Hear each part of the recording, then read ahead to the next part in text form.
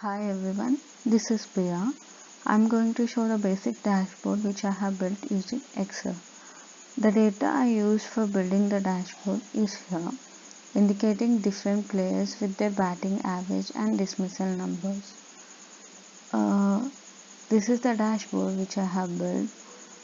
First I indicated what is dismissals, batting average and left arm pace.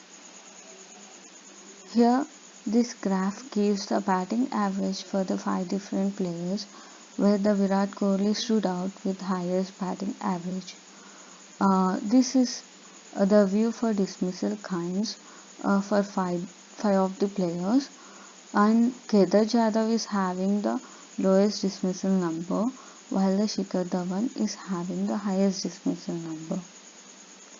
This dashboard gives a quick idea of average runs and dismissal numbers of each player.